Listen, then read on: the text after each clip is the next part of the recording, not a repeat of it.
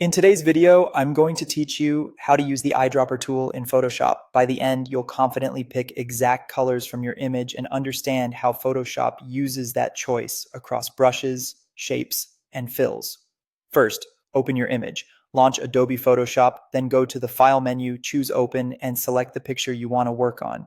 Give it a moment to load so you're looking at the document in your workspace. Having your image open and active ensures the eyedropper samples directly from what you see. Next, select the eyedropper tool. Look in the Tools panel on the left. The icon looks like an eyedropper. If you prefer shortcuts, press I on your keyboard.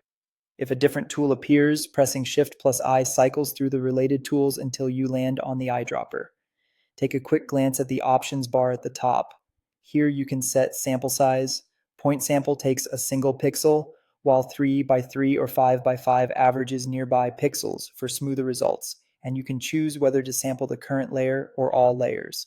Sampling all layers is handy when your color is the result of multiple layers working together, such as adjustments or blend modes. Now, sample a color, move your cursor over the exact area you want to capture and click once. Instantly, Photoshop assigns that color to the foreground swatch in the toolbar.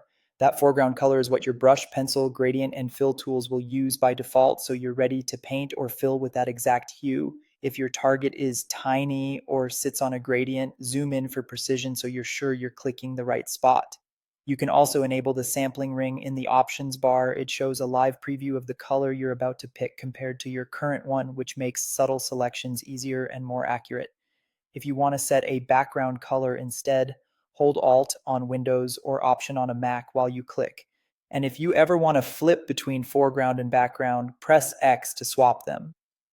To refine the color later, simply sample again by clicking a different area of the image. You can repeat this as many times as you like until it's exactly right. That's all there is to it. Open your image, choose the eyedropper, and click to capture any color on screen. With these options in mind, you'll get precise, consistent results every time. If you found this tutorial helpful, don't forget to like this video and subscribe to my channel for more Photoshop tips and tutorials.